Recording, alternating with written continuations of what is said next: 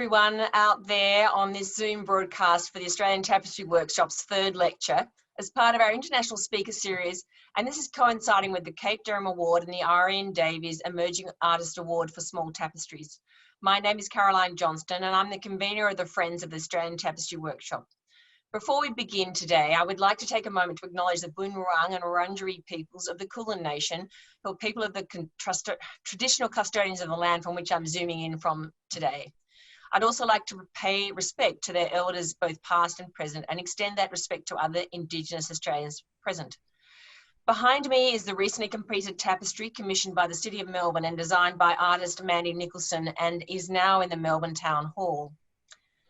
Celebrating 10 years since the Kate Derum Award was established, the tapestry weavers selected for this speaker series will have been winners or finalists of either the Kate Derum Award or the Irene Davies Emerging Artist Award for Small Tapestries. These awards celebrate creativity and excellence in contemporary tapestry. The awards will open this year from the 25th of June and close on the 9th of August. Now imagine you are getting seated after looking at the tapestries and having a wonderful tour of the workshop. I know we can't do it at the moment, but the benefits of this series on Zoom is that we have people, I imagine, from all around the world that have zoomed in. Today, it's our pleasure to welcome Kayla Mattes, who's a visual artist living and working in Los Angeles. Kayla's work is informed by the narrative history of tapestry weaving and its ability to act as a material archive of our times. Through humour, her work explores ideas related to our relationship with digital culture, socio-political issues, and how the entanglement of these things makes us feel. Kayla's been weaving for over 12 years and primarily works on her Leclerc Tissart Tapestry loom from the 1970s out of her studio in downtown LA, where she is with us, and it's evening her time. She received a BFA in Textiles from Rhode Island School of Design in 2011 and an MFA from the University of California, Santa Barbara in 2019. Recent exhibitions include Richard Heller Gallery in Los Angeles, collaborations in Copenhagen, DK, Monya Rowe Gallery in New York, and the San Jose Museum of Quilts and Textiles.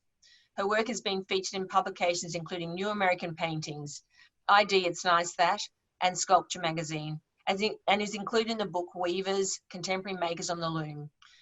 Kayla was a finalist in the 2019 Kate Derum Award. Now, before Kayla starts, if you'd like to ask a question during the talk, please send them through by clicking the Q&A button. We will try and answer as many as possible of your questions at the end of the lecture. I'd now like to welcome Kayla Mattes to speak. Kayla, thank you so much for joining us today and welcome to our series. And I'm handing over to you now for you to start. Hey, thank you so much, Caroline, for the introduction, and to the Australian Tapestry Workshop for having me be a part of this series.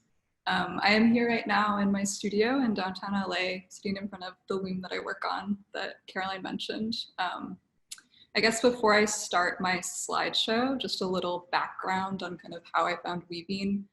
I went to art school and just kind of didn't even know that textiles or weaving was a possibility, and happened upon the loom room one day and was just really fascinated by these kind of archaic tools and machines that were really foreign, but it seemed like they had so many possibilities. And it was really spontaneous that I went with it and kind of went in that direction. But in that program, we did a lot of structure-based weaving. So I wasn't learning tapestry at that time, learning weave drafts, and eventually it grew into working with jacquard loom. So that was really fortunate to be able to learn how to program weave structures and get into all of that, which I'll show a little bit of.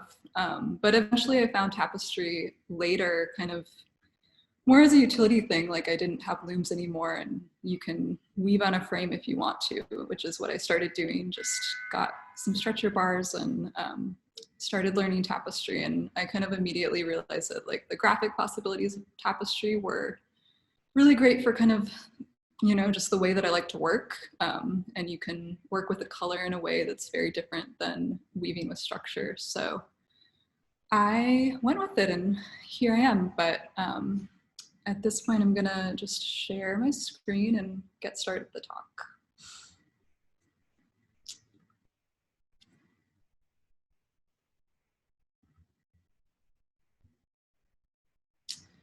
Okay, so I start with this quote by Susan Kerr, who was the early designer at Apple in the 80s. She's responsible for a lot of the computer graphics that we know today, like this bomb that isn't used anymore, but if you look at like the trash can on the screen and things like that. But I love this quote because she's kind of drawing this relationship between textiles and computing, which has always been this underlying current in my work. In the earlier days, I think it was like much more prevalent. Now it's kind of just this, the backbone of the work. Now I'm kind of focusing more on digital culture, but it's all kind of referencing that as well. Oops. So I'm going to start with this piece, which, like I said, I was working with jacquard a little bit in school, and I'm starting this with this piece, which is so old at this point, because for many reasons. I think for one, it was the first time that I ever was able to use weaving in a really graphic way. I was able to like weave text and symbols, which you can't really do with structure-based weaving. And I think that was kind of an aha moment for me in terms of like how I wanted to work with this medium.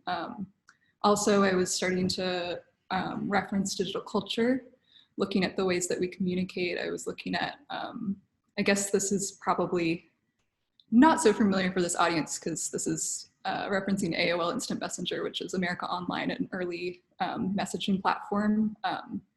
But I was just interested in kind of all this internet slang that developed through this program. And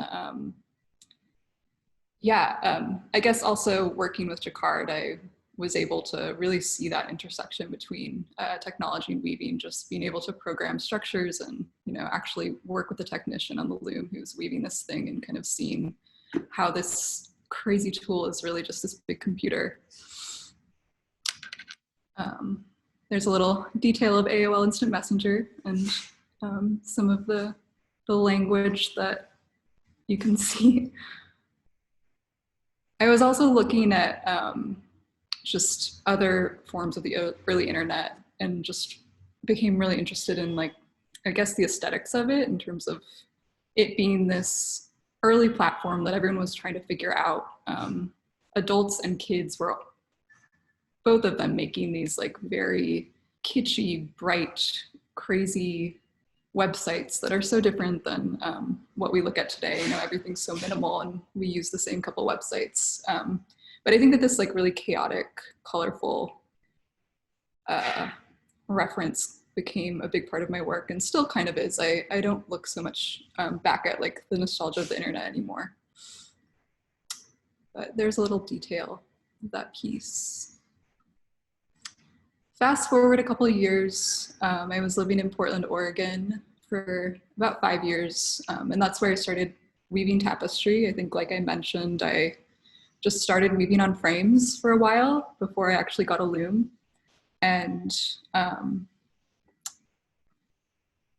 these are some of actually the first two larger scale tapestries I wove. I got this larger frame loom made. And I think that kind of what I was just talking about, you know, the chaos of those screens is still evident in this work. But I was also thinking about just like the way that we group together information, like through graphs and charts. And I mean, you can go back and see the food pyramid and just all of these pieces and wholes and parts. These pieces actually weren't woven with tapestry cartoons. I wasn't using them at this point. I think that really influenced these pieces because they have this more organic feel to them. I was working from the bottom upwards and just finding references as I went. It felt like each symbol that I used kind of led to introducing a new symbol that kind of was related to the other. So it's kind of crazy looking back and thinking that I didn't use a cartoon for these. But eventually I got this loom that is the loom that I'm actually sitting in front of in Eugene, Oregon. Really lucky to find it because I think it's a rare one. But when I got that loom, I think the pieces started getting a little more minimal. I was, again, thinking about interfaces on a screen, but with this work, I started kind of breaking it down to the bare bones and really thinking about these geometries that make up a screen and how we navigate this space. There's an early one that I show just because it is really minimal, I think references the work. A lot of the work referenced this kind of cascading window effect. You can see in that piece on the right there. And I also was, thinking about more contemporary screen references, like, this piece is called App Overflow, so looking at your phone screen as well. So these were, I think, definitely color studies as well. I was looking at these interfaces, but also they were, it was kind of spontaneously working and building up color, kind of in a similar way as the other early two tapestries that I showed you. There is me on the loom. You can see still not using a cartoon. At this point, I think I was planning out these pieces a little more. I had sketches that I was working from to kind of plan out the composition, but the materials and colors were more organically introduced. So I'm going to show this video.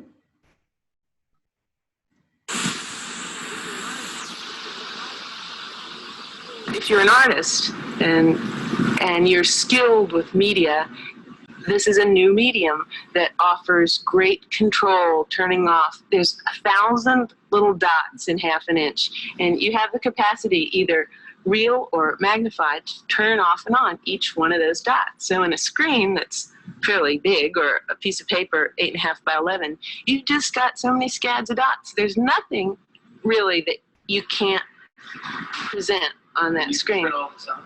All you do to print, unlike most computers where you hit a control key and a print key sequence, you just hit one button, it says print, and it prints. And you can actually Billmate it so you can watch on the screen the whole document gradually being printed and follow your progress. It's pretty nifty. Pretty nifty. I love that video because I think it really relates to everything she's talking about with the screen, these on and off switches. It's completely like weaving. The way she explains it, I think, perfect. Here's this little definition I drew from the internet, definition of computer programming, the process of developing and implementing various sets of instructions to enable a computer to do a certain task. So above that is an actual weave draft, and you can see, the treadling sequences and the tie-up and all these things that get put together to create the image that's in the middle. So this is definitely like at the core of my work. You can look at Jacquard punch cards, and which were, I think, somewhere in the 1800s they were invented, and then look at the IBM punch cards that were introduced way later on.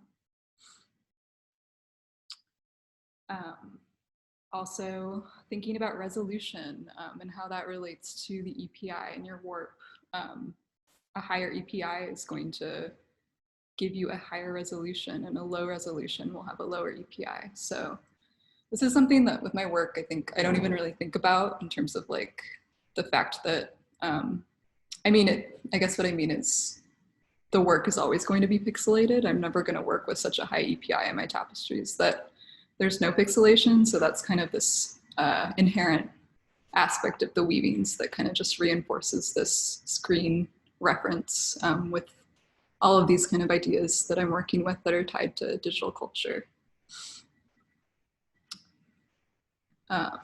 So this is a couple years later from the other pieces. Definitely was thinking about all of the stuff that I was just talking about a little bit more. These pieces, I was working with weave drafts a bit. Very basic stuff, twills, you can see in some of the forms. But yeah, the work used to be very abstract. You'll see how much it's going to change soon. I was starting to like shape the pieces and think more about what I could do with dimension, cutting forms, stuffing them, thinking about optical effects. And all these pieces I was looking at, like that Photoshop grid, that invisible, transparent Photoshop grid. So, big shift. At this point, I moved from Portland down to California and started grad school. And I think that this transition just created this big shift in the work. I mean, I guess you could say this is also in a way going back to some of the earlier weavings where I was working in a much more graphic way, less abstract.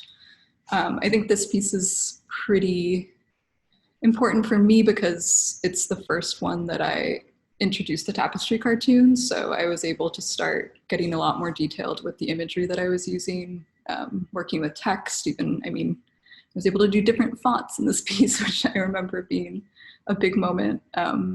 But also this piece, I think that I was feeling a little down on the abstraction, or I wasn't able to really say what I wanted to say with the work. And I mean, at this point, it was a year-ish into the Trump administration here in the US. And I was just feeling the urge to get a little more political with the work. I also, was in grad school and researching a lot and thinking more about like the narrative possibilities of tapestry weaving and kind of how it's been used as this way to archive culture. And like, I mean, there's so much to be said about it being this medium that's a craft medium and tied to women's work and all these things. So I think it has a lot of potential in terms of what it can say when you relate it to those histories.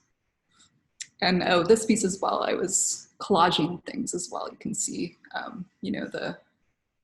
the fire blanket and all of these different materials that I was introducing into the work. So a lot of people think that initially that all the text is coming from Trump himself, but it was actually, this was like this very angsty piece I made. Just, I don't even remember what exactly happened in this moment, but I did all these drawings, these kind of like crayon drawings, and it was almost like stream of consciousness text coming out of me that got collaged into the weavings. So I love this quote by Metahaven, which is this design collective in, I believe, Amsterdam. This is from their book, Can Jokes Take Down Governments? I love this idea. I mean, my work is so humorous. Humor is a big part of it. And I like the idea of kind of contrasting humor with darkness and like what happens when you do use a joke in a political way. So talking about, oops, sorry about that.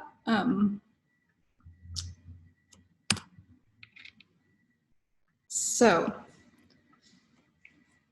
this is Hannah Reigen, who's a Norwegian textile artist. She was making these amazing anti-fascist tapestries on a fjord in Norway from the 40s to, I think, the 70s. She's definitely someone that I was looking at as I was making this shift in the work, this narrative, political shift in the work. And an example of kind of how tapestry has been used in that way. Afghan war rugs as well, I think, are so interesting to look at and kind of see how these like traditional symbols that were used in these rugs for years were then kind of altered and morphed into more of a political contemporary flag or call in a way. So that leads me to this series. I've made a couple of these around that same time.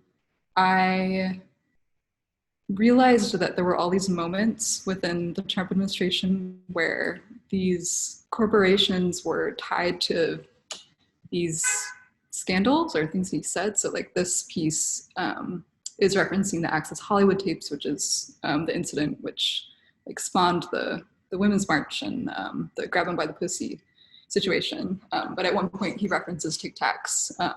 And Tic Tac actually tweeted this tweet, which I think is crazy and humorous in a dark way. But I was thinking about like what happens when I blow this thing up, this tweet that is one tweet within millions or however many there are in that archive, and materialize it and make it this permanent thing. It already has this timestamp on it. You see the date.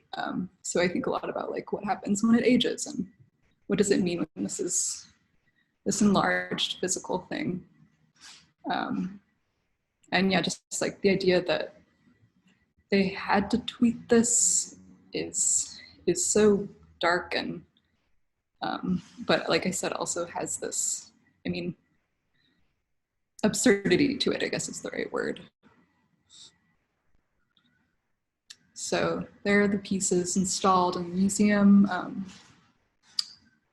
in my grad program. And I also made this piece that I think was the start of kind of where I am with the work now, although I was using the collage a bit more. You can see in the piece I was not just working with the woven tapestry, but I was starting to like introduce that more symbol way of working that you could see in that the piece that I showed you, which was like the first piece that I used the cartoon.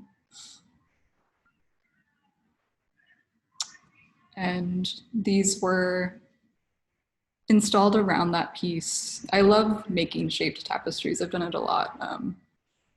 I did this series that I didn't include in the talk that did that, but these pieces were actually in the Irene Davies Award. So at this point, I moved down to LA and I was getting ready to work on this show in LA and shifted into this new body of work.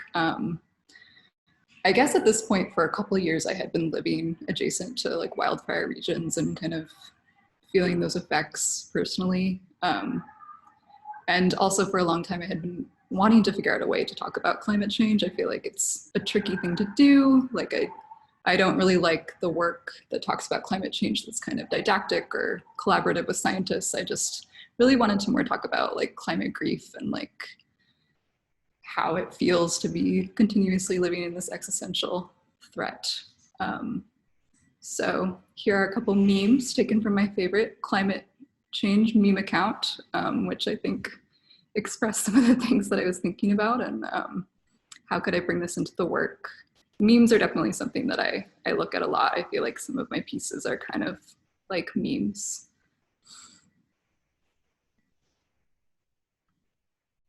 And back to that Metahaven quote, because it's soon going to become more specific in terms of that cat-like instincts reference. So, climate change. I ended up approaching it from the perspective of cats. I knew that I didn't want to approach it directly from the perspective of humans. And I started thinking about cats and their personalities and how they're kind of seen as fiery and judgmental and expressive. And I started drawing cats, and eventually when they were put into the weaving and put in these packs, they almost became like protesters in a way, I think. They're being faced with all these different effects of climate change. I worked that into the title and the imagery. I mean, I'm seeing this one as like this pack of cats that's realizing that all the trees have burned. As you can see from the title, the climbing spots have burned.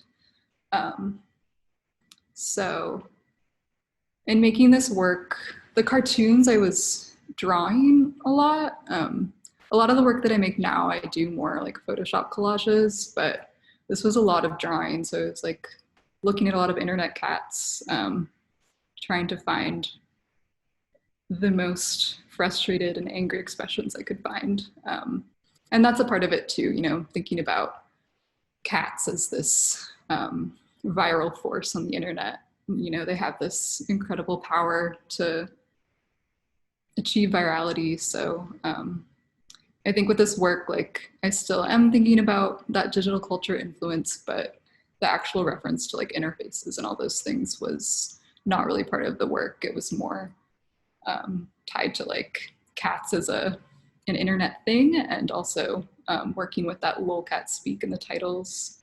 It's kind of reinforcing that idea. So 2 more pieces from the series.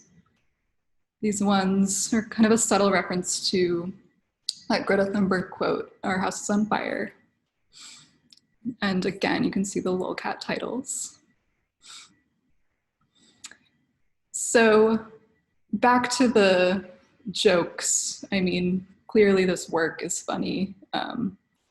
And it's also kind of horrifying. I mean, I'm putting these cats in these terrible situations, and as a cat lover, I have to say it's not what I want to do, but I think that juxtaposition, the humor and darkness, is what I'm trying to achieve.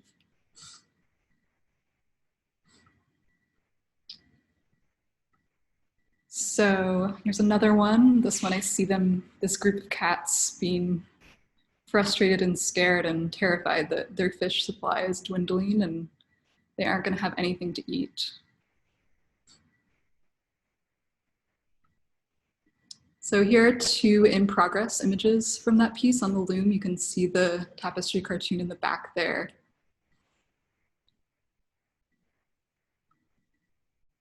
And this is the show that happened in LA with the work.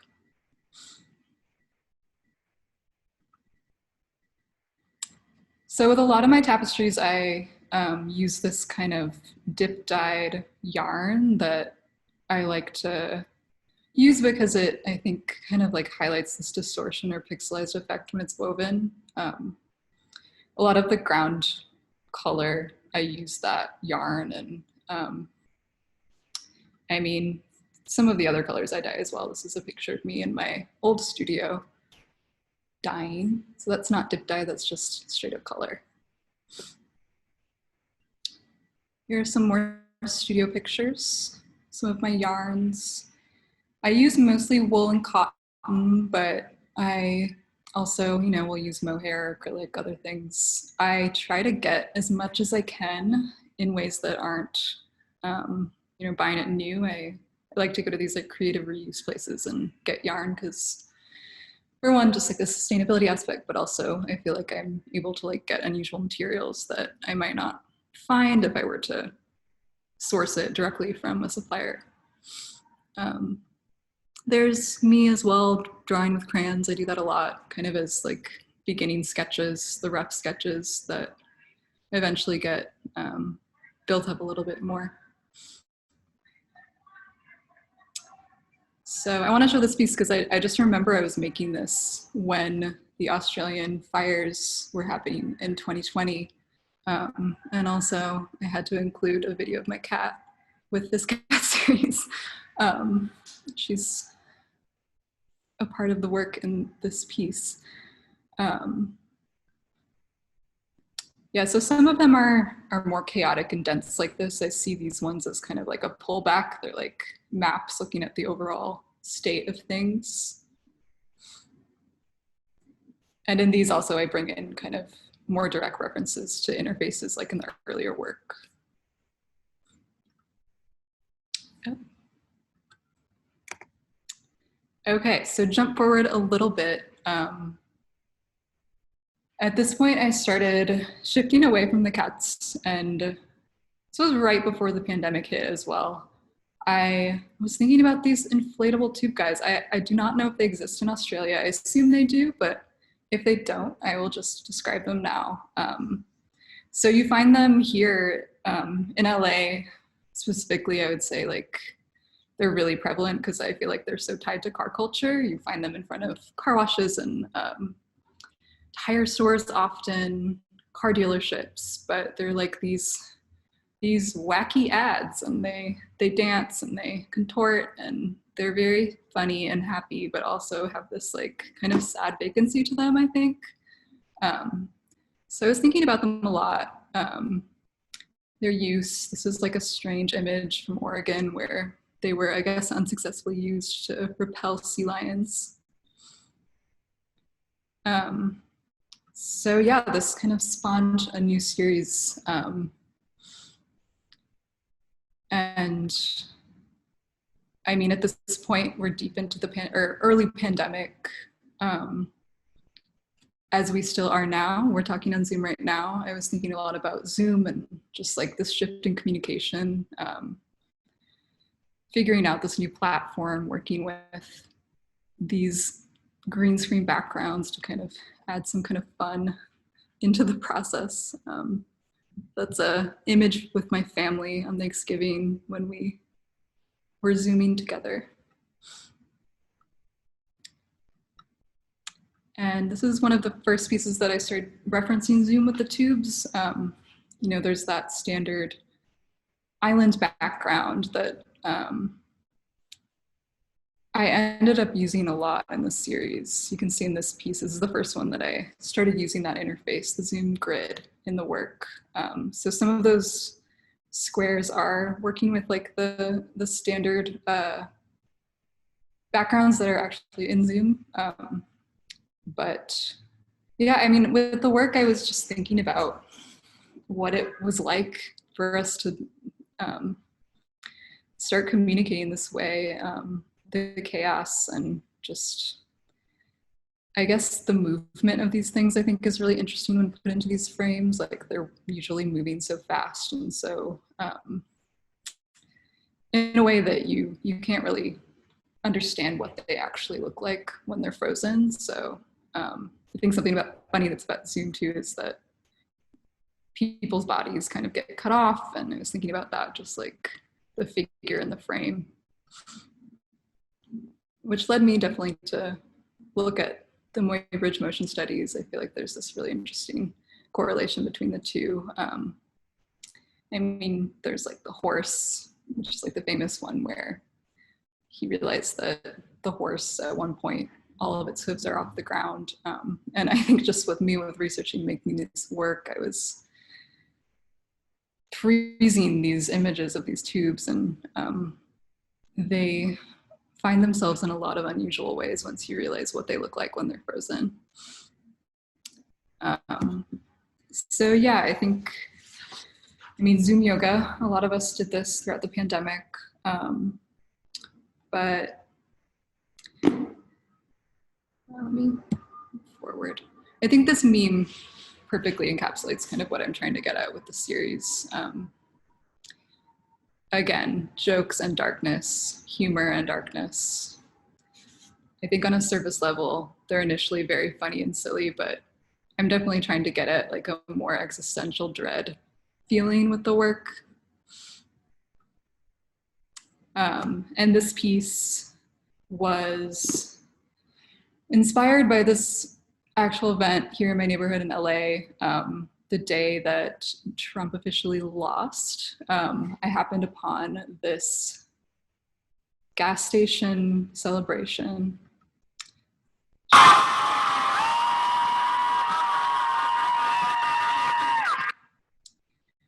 So it was, I don't think that I'd ever experienced anything like that, but just like the sheer joy and collaboration and community in that moment at that gas station was so spontaneous and wonderful. And also, you know, this was November 2020, so we were all masked. Maybe we shouldn't have been out there. But anyways, I think within the context of that moment, 2020, and kind of just that feeling was something really special.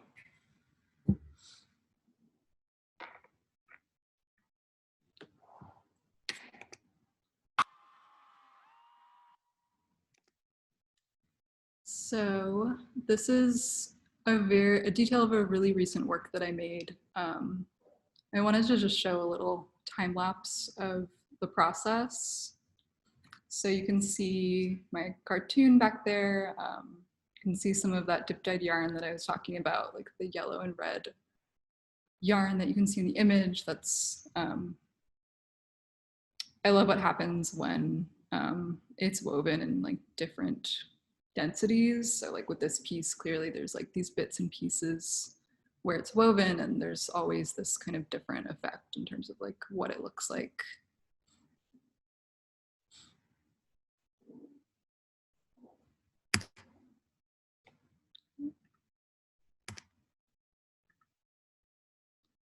And here is another very recent piece.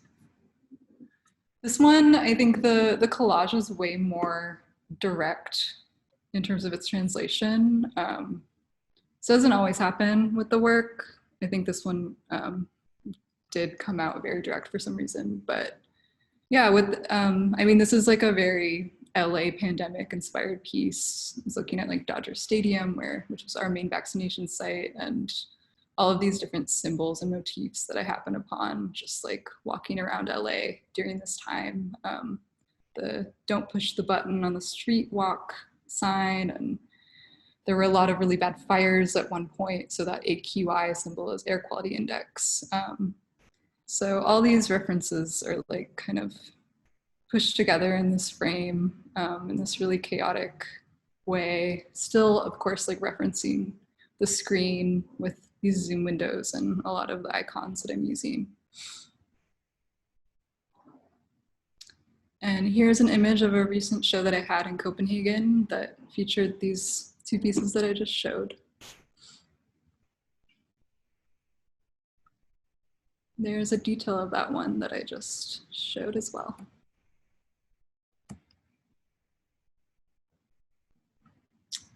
And that is it. Thank you so much to everyone who listened, and I really look forward to your questions. Kayla, thank you so much. I'm sure your generosity in sharing all your wonderful insights into your practice, and you know, over the period of probably 10 years, I think we've had a really fascinating insight into the way that you have reacted to the digital culture and the world around you, and including the pandemic more recently. And we have got some questions. I'll put some to you, but if anyone has any more questions, please feel free to send them through. We've got some great questions already. So let's go to the questions. Are you right, Kayla, if we do that?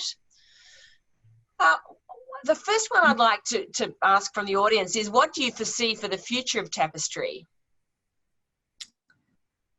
Interesting.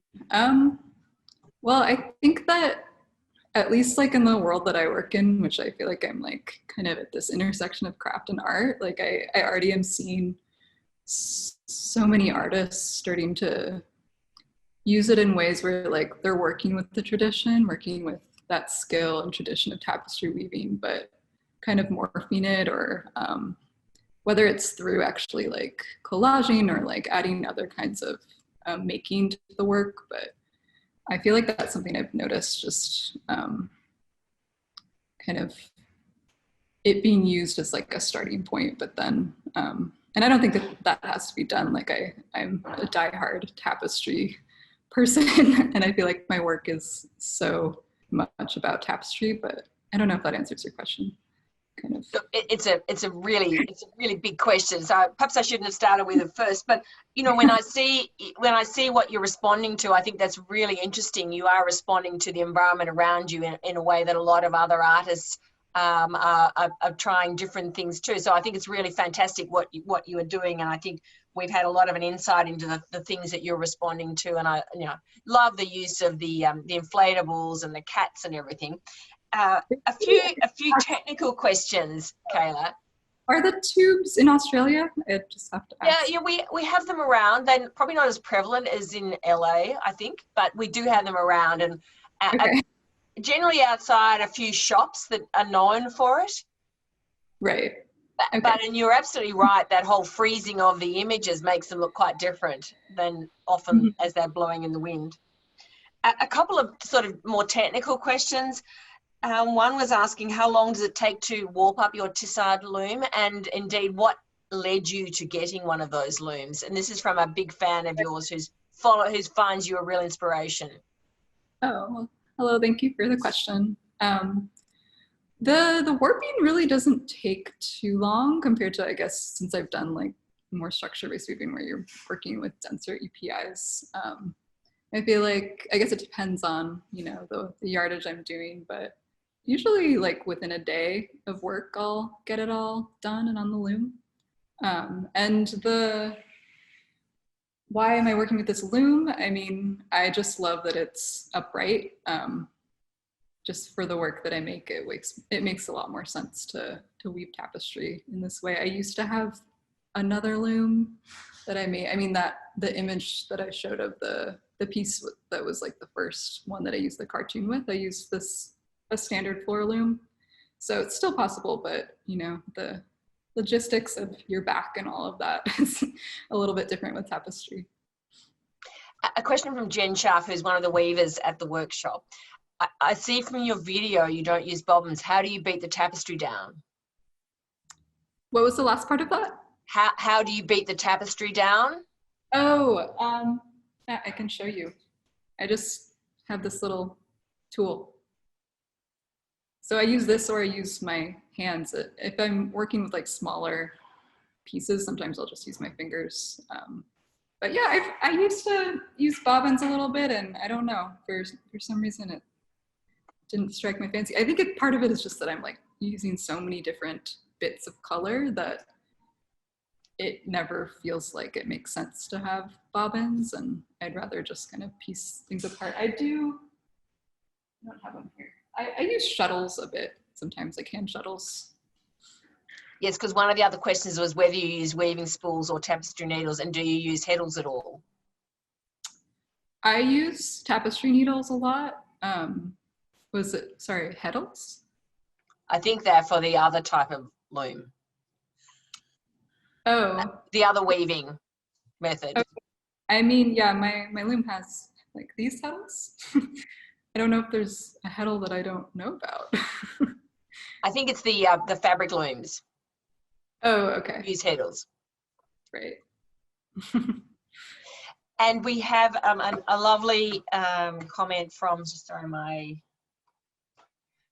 from Jilly Edwards, who was one of our speakers recently. It's a real inspiration how see your work influencing tapestry, and thank you so much. You know, how you see it. So that was lovely. Thank and you. Another question, why tapestry? Why not painting, for example?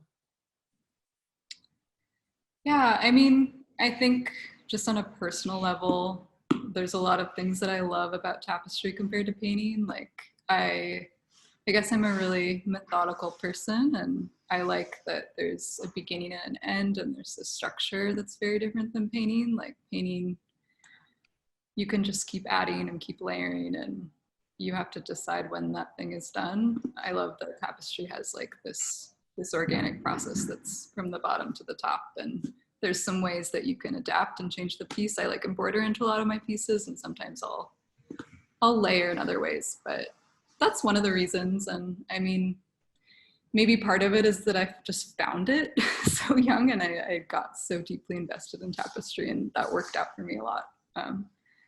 But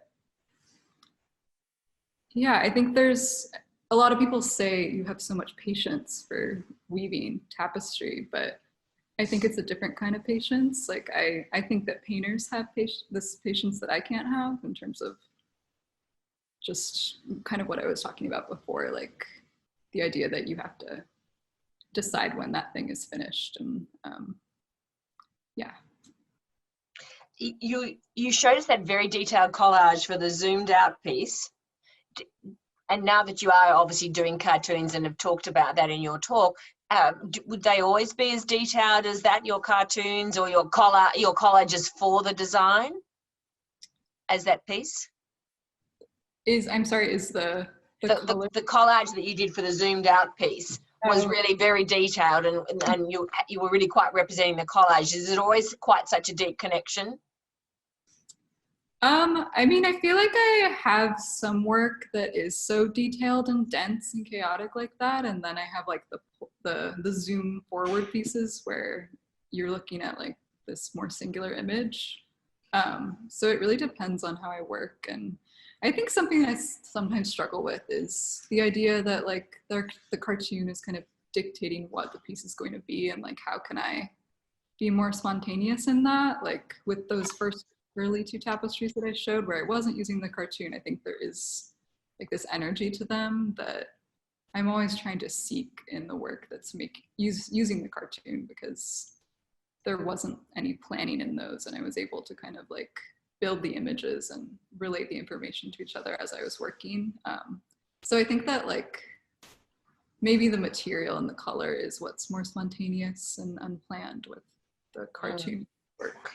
Now, I think we do have time. A question here that Elia Bartholomew would love to hear about your experience at the Rhode Island School of Design.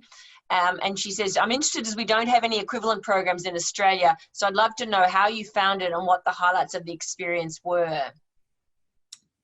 Of course. Yeah, I mean, it was incredible. I think that It was such an interesting, I guess, curriculum, because they start you with like the real fundamentals, like the early ways of working with textiles. Like one of the first things we did was like, we got a raw fleece and we had to card it and we had to turn it into yarn.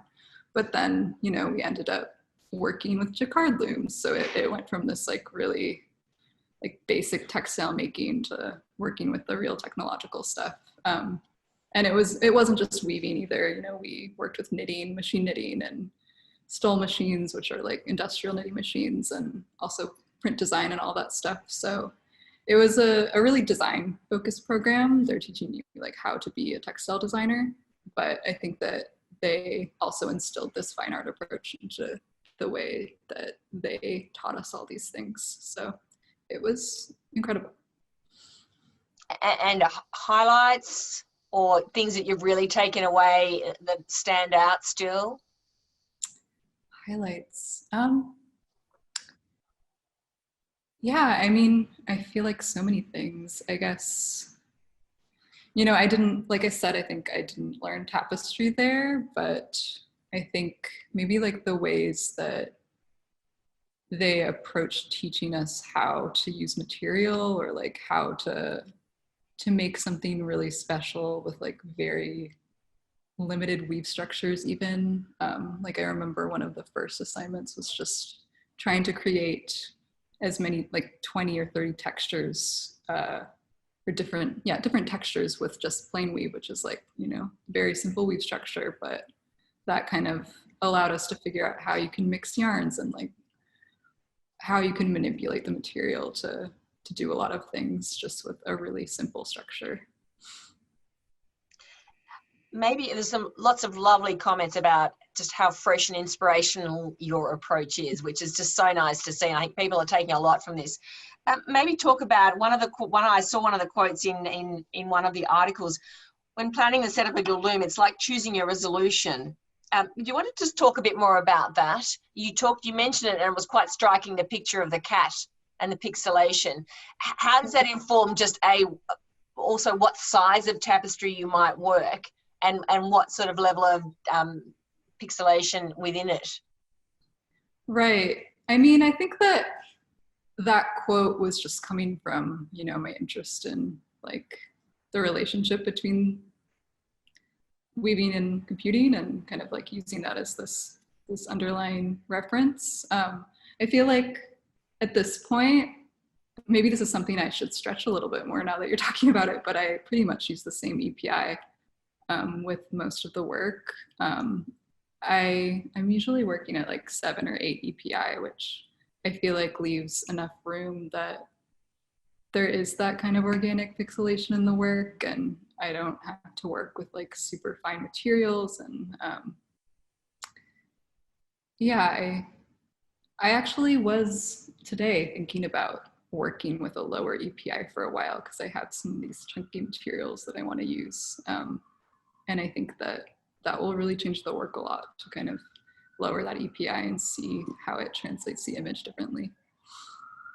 I always hesitate to ask questions that are about time, because I think that will sometimes does actually impact the art craft conversation as well. But one of the questions was, how long do some of those larger tapestries to make? And I think I saw somewhere that you tend to work on one actual weaving at the time, but you might be designing other things also. Right. Yeah, I mean, at this point, I only have one loom, so I technically can only work on one piece at a time, unless I guess I'm, you know, making very small pieces and working on 2 at once. It really depends on the piece. Like the more detailed, chaotic, dense ones, like the last slide that I showed, that one is going to take a lot more time than one that has like simpler imagery. I mean, hours. Everyone always asks me this. I should know the answer to this question, but I mean, the more intense ones I think will take a month at most. Usually I get them done in like 3 weeks of time, I would say. Was there another part of that question? No, that was pretty much it. Kayla, before we wrap up today, which we will do shortly, but we still have some time, and if there's any more questions, then we welcome those. And thanks for all of those that have sent questions. Do you sense that you will have you've had a number of shifts, you know, from cats to inflatables to others. Do you sense that that's coming soon? And or what is your next idea that you're going to explore, either in terms of a comment on the world and society or some other sense? Right. That is something that I'm in a lot of ways always struggling with, because I do like working in these like really specific series. It kind of always happens for one reason or another. I mean, the switch to the inflatables, I did that piece that I showed that I made when the Australian fires was happening, there actually was an inflatable in that piece. So that was kind of like the starting point. And I think I just felt like I needed to move away from the cats at that point. But I'm actually working on some new things that are going back to the cats bit. So I think I'm starting to think about them more as these avatars that are just a part of my language, and I can kind of shift in and out of them. So yeah, the series are very distinct, but I think that over time, it might be that they start kind of intermingling in ways. Lots of opportunities. Would you be able to just talk us through what's on the loom at the moment? Oh yeah. I think we can get a bit of a view of what's there. Yeah, so this is it's kind of hard to see. I'm actually getting ready to cut this off right when I say goodbye to you all. But this is a piece that was going back to the celebration piece. 76 is this prevalent gas station here in the US. And I read this article about there's these like big spherical balls that are in front of a lot of these gas stations, and they're kind of dying out. It used to be this like icon of California, or I guess outside of California as well. And they're getting removed, and there's all these like sites that have these dying 76 balls. And I think there's something interesting about that, you know, these gas station relics. But yeah, this is kind of looking back to that celebration scene, because that was a 76 gas station, and there's also confetti and palm trees, and it's getting a little bit more abstract actually, this piece. It's like kind of this chaotic mess of palms and confetti and sky. It sounds quite aligned to that clip that you sent. A couple of questions were wondering, do you anticipate you're going to be using other mediums either with tapestry or separately too in the foreseeable future?